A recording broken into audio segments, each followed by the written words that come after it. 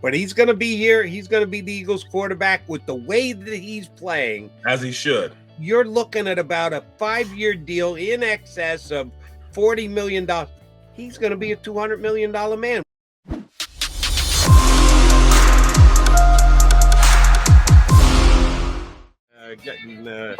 Doing a beard, striking out the beard. Had to get a coffee, man. I had to give him a coffee. You and I both. I just got back 10 seconds before you did. I sat down just in time. You sat down just a couple of seconds after. All right. For those just tuning in, thank you very much for streaming in here on Birds 365. Yes, we know the Phillies are in the World Series. Yes, they won last night. Yes, they are 2 games away from winning a championship. But this is called Birds 365 for a reason. We talk about the Eagles and the fact that they are 7-0 going into Houston, can extend the winning streak, the longest winning streak in the league. That's rather obvious since they're the only undefeated team. But they're playing a team that just doesn't have the kind of talent level they have. Yeah, it's a short week for the Eagles, but it's a short week for the Texans too. So that kind of balances the scales. They got to fly down there, which the Texans don't. But you said earlier, Barrett, you think they're playing hard for Lovie Smith. I've always been a Lovie Smith fan. Truth is, he wasn't as good a college coach as I thought he was going to be after doing what he did with the Bears, but he does get the respect of the team. Is that going to be enough to keep this game competitive? No. Eagles going to they got to go about their business. What is their record? 1-5-1 or something like that? 1-5-1 is exactly what their record is. That's a team that's ready for the season to be over with. They're going to fight. They're professionals. They get paid. But the Eagles team is just a finely run machine. You know what I'm saying? It's like it's a what is it? A Volkswagen Golf going against an S63. You know what I'm saying? A Mercedes. They're just more refined in how they approach the game, understanding of who they are, what they are. They cross the T's, they dot their I's. They play fundamental football. This Texans team leaves a lot to be desired. They just went through all that turmoil and everything else. And plus, it's just a bad run organization, a very poor run organization. You know, we laughed at the owner talking about the gold standard when that's what the Eagles have been the past, 20 years. They've been a gold standard. They only have one championship within that 20 years, but they still have been a team that's, been competitive just about every single year. I mean, there's a couple black eyes here and there, but they try to do things the right way. There's been so much scandal, so many disgruntled employees with this Texans team that they're just poorly run. So you're getting the output of a poorly run organization. Starts at the top and it goes down. And that's just what this Texans team is. They're just poorly run. They don't have the want to be excellent, the need to be excellent, like the Eagles organization tries to be. And they want to be that. Certainly, the Eagles have had more success over the last couple of years than the whole Deshaun Watson thing blew up on the Texans, which I think they handled as best they could. Deshaun put them in an untenable position. And, absolutely. We'll see what happens. He's we're only a couple of weeks away from him being able to return. His 11-game suspension is up. But it's a lot of their players, though. It's not just him. DeAndre Hopkins, J.J. Watt. What's DeAndre? I forget what DeAndre. Hopkins. No, DeAndre, the receiver that they had, big time receiver they had. DeAndre Hopkins. Andre. Look at Andre's last name. But I know the stream will get it for me in a minute. They've had situations where they just haven't handled things the right way. The running back situation. They're just a poorly run organization, man. They just don't do things the right way. All right, Barrett, we touched on it a little bit earlier. Johnson, that's it. Johnson. Oh, Andre Johnson. Yeah, that's a good couple of years ago. I do want to talk about the Eagle quarterback a little bit because as he's throwing touchdown after touchdown to touchdown, A.J. Brown on Saturday, I felt the need to point out to the Eagle fans that you're looking at the Eagles' first $200 million man. That Jalen Hurts is going to be re-signed. He's going to get a contract extension this offseason. And who knows? Maybe I'm wrong. Maybe something happens between now and the end of the season. Maybe Jalen Hurts decides he doesn't want to stay here in Philadelphia. Doubt that very highly. I'd put the probability at about 99% between you and I. But he's going to be here. He's going to be the Eagles quarterback with the way that he's playing. As he should. You're looking at about a 5-year deal in excess of $40 million. He's going to be a $200 million man. We have seen $200 million quarterbacks, the aforementioned Deshaun Watson being one of them, in this league. He's going to be right there with any of them. They're going to have to pay to keep this kid. We did nothing but debate all offseason. Is he the quarterback of the Eagles? Is he the quarterback? Now there is no debate anymore. He's the quarterback of the Eagles. The question is, are the Eagles going to be able to pay him to keep him? Well, somebody's going to pay him. He deserves to be paid. He has done everything asked of him and more. We knew he was going to come back and be in the best shape of his life. He's going to control the intangibles of who he is. He's always getting better. He's the consummate pro. He's a leader in that locker room, a leader of men. He's been that way since he's got in the locker room. And plus, he's performing on the field. You look at the different facets in which he can beat you. In the first game against Detroit, he ran to win the game. The second game against the Vikings, he threw the ball against a zone concept where you got to be very accurate when you're dealing with zones, because any overthrow or underthrow will lead to a pick. He went and did that. He's even this last game he just played in. It wasn't an RPO game that beat that Steeler team. It was straight drop back passing. He more so drop back pass, became a conventional quarterback in this game. So that just goes to show how good he is at anything you ask him to do. If you want to be a drop back quarterback, he can do that. His arm is strong enough. He can push the ball down the field. His pre-snap reads, he's changing plays. He's seeing the defense and throwing guys open, getting the ball out on time. He's doing everything that the premier quarterbacks do, but he also has that what is it, je ne sais quoi, or whatever you want to call it. He has that it factor. He has that in which you can rely on him to go out there and make the big play. And that's where he is. He has that it factor that either you have it or you don't. And he has it. He's got that clutch gene in him. And it has become a completely forgotten narrative. And I'll be honest, Big B, I don't know where you stood with this, but I know where a lot of it, like 95% of the media guys here in Philadelphia, and there's a reason I bring this up because I'm in that 5%, that other 5%, did not like the Jalen Hurts pick. When the Eagles took him in the second round, what the hell are the Eagles thinking? How do you take you got Carson Wentz? Why would you waste the second round pick on a quarterback like Jalen Hurts?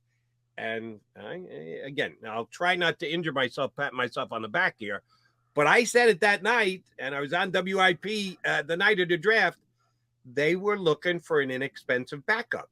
And the Eagles aren't even outrageous enough to go, oh, we knew he was going to be as good as he was. No, they didn't. They just thought he could be a good, solid backup and have him under contract for 4 years and not have to pay for a backup. It was a really smart draft pick. It has become a genius draft pick. When they made it, it was smart. It has become genius. But the geniuses who said, what the hell are the Eagles thinking, taking a quarterback in the second round, we're not hearing from them anymore. We're not having the double down that, oh, it's a bad pick. I'm sorry, you didn't need a quarterback. Oh, shoot, yeah, you needed a quarterback. Because there was the possibility that Carson Wentz could go bad. He did. And, man, have they got themselves a stud with a second-round pick. I thought it was a luxury pick, because I was remembering, what are they talking about? They're a quarterback factory. I'm like, what? What are we talking about? I didn't understand the pick either. And, they've done that a lot with these picks that I think are luxury picks, but they foresee things better than I do. I mean, I thought the last 3 second-round picks were luxury picks. 4 picks were luxury picks. You know, both the offensive linemen, Dickerson and Cameron. Cam. Right. Jurgens. I thought he was a luxury pick. I thought both of those second-round picks were luxury picks. You know, I was thinking we can't afford to have these guys on the roster in this type of position. But look, Landon Dixon is becoming a Pro Bowler. I mean, he's playing at a super high level. Cam Jurgens is going to be the next guy to be the heir apparent to the best center in the world right now. And then Jalen Hurts, why is he backing up a quarterback that just signed for over $100 and something million, and he's just going to be on the bench? You wasted a second rounder on him. And that's just being logical in how you think. They didn't know that he was going to be, Jalen Hurts going to be this good. No, but nobody can say that. No, there was no person who said within 3 years Jalen Hurts is going to be a top 5 quarterback in the NFL. Nobody. Mrs. Hurts. His mama didn't say that Jalen's going to be a top 5 quarterback his 3rd year in the league. So nobody said that. Let's not get crazy about this. But, man, has he done the right thing? And, again, I know that he's got his fanboys and he's got his detractors, but you got to give Howie Roseman credit. Because he not only was a driving force in the drafting of Jalen Hurts, he went out and got him A.J. Brown during this offseason. And there were a bunch of wide receivers. Did you see what Devontae Adams did for the Raiders this week? Absolutely nothing. No, one reception for 1 yard and 1 run for -2 yards. So he actually had -1 yard for the game. That's McDaniels, their coach. Oh my God! And the Eagles almost hired him, Josh McDaniels. What a bullet they dodged on that one. But he got dealt. Yeah, Tyreek Hill's doing what Tyreek Hill's supposed to do down in Miami. I don't want to downplay and or misrepresent what he's doing to help the Dolphins. But A.J. Brown is the best acquisition that any team, as we sit here today, after 8 weeks in the NFL this season, Barrett, he's the best acquisition that any team made in this offseason. Absolutely, absolutely. He changed the outlook on how this franchise was going forward. And that's the biggest thing. They now are in the race for a Super Bowl. Just by acquiring him on draft day, it kind of sped up the direction this team was going. They were able to go out then and go out and get players that, like a Bradbury that can compete on a high level. I don't think if they wouldn't have gotten AJ, we'd have went into this season trying to see who Jalen Hurts really is, and really have our hands tied behind our back with a guy like Jalen Reagor, who didn't want to play here, and needed new pasture to go out there and graze. He needed a new change of scenery. But acquiring AJ not only helped them, speed up the transition from being, all right, we're a team that's, we could be pretty good, to a team that's damn good. And him being on the team, amped up everybody else's level, from Smitty now turning around and being a more aggressive, attacking the ball type of receiver. Even though he's, a slender type of dude, he attacks the ball at the highest point. He goes out there and tries to debo guys like A.J. Brown. They kind of set the tone to be aggressive at the receiver position, taking the little nuances that A.J. Brown has and implement it into their game. And now, it's hard for teams to go out there and guard a guy like Devontae Smith, because he now understands how to get out the ball aggressively, can create separation with how fast he is, and go up there and muscle up if he has to. It just accelerated how they call plays, for these guys also. There's so many factors. And it also helped the guys on the other side of the ball become more competitive. We knew Slade was always going to be competitive. But they start amping the game up, knowing that, all right, I'm practicing against some of the best receivers in the league, so I'm going to get better as a corner because I'm going against these guys. So that's, the dynamics of, the A.J. Brown trade, or it's like, you say a butterfly's wing, the wind from a butterfly's wing can cause a tsunami somewhere or a hurricane somewhere, or, something that's the ripple in the water when you throw a stone in the water, the ripple effect. That's exactly what acquiring A.J. Brown did for us. And man, you uttered the name of Jalen Reagor. I hadn't thought of Jalen Reagor since the Vikings were in town when he came back and played the Eagles. Any games that the Vikings have played, and remember, Vikings had the second best record in the league. Yep. They came in here, got their tail kicked by the Eagles, haven't lost another game. So nod to Kevin O'Connell, the head coach of the Vikings. He's doing a damn good job with them this year. I haven't even thought about Jalen Reagor in a month and a half. Thank you for bringing him back up again, Barrett, to show how improved at the wide receiver position the Eagles are with the acquisition of A.J. Brown. All right. Why don't we take a quickie timeout? I'll send a text off to my buddy John McClain, has covered the National Football League for decades, Hall of Fame selector. Did it for years for the Houston Chronicle. Retired, came back out of retirement. He's writing for a new website that is was put together by Mattress Mac. Do you know who Mattress Mac is? Yes, I've definitely heard of him. He's a little pissed off right now, but he's not going to win his bet. Yeah, put a whole bunch of money down on the Houston Astros in the World Series. But he's a famed sports gambler, entrepreneur, owns mattress stores all across the country, but is situated down in Houston more than anywhere else. He put together a sports website, and he got John McClain to write for him, called gallerysports.com. So Johnny Mac's writing for them these days, still working for the sports radio station in Houston he's been working for years, Sports Radio 610, and he writes for their website as well.com. So we can get John McClain up here. I always love talking to John because he's got such great insight on the entire league, but specifically the Texans. He was tied to the Texans forever, and I've had him on a bunch during the whole Deshaun Watson thing, Barrett, and I kept asking him, and Davis Mills is your quarterback? He said, Jody, all I can tell you is the organization like Davis Mills. They think he can play. They like him. They're committed to him. They're sold that he's not an NFL quarterback. I'm sorry. He's just not a starting quarterback in this league. I want to see if the Texans still believe, because John was taking their word on it and John was not saying, I think that Davis Mills is an NFL quarterback. He was saying the Texans think that he's an NFL quarterback. We'll get our firsthand look here in Philadelphia at David Mills this week. Jody Mac telling me he's not a starting NFL quarterback. The Eagles defense will handle him this weekend.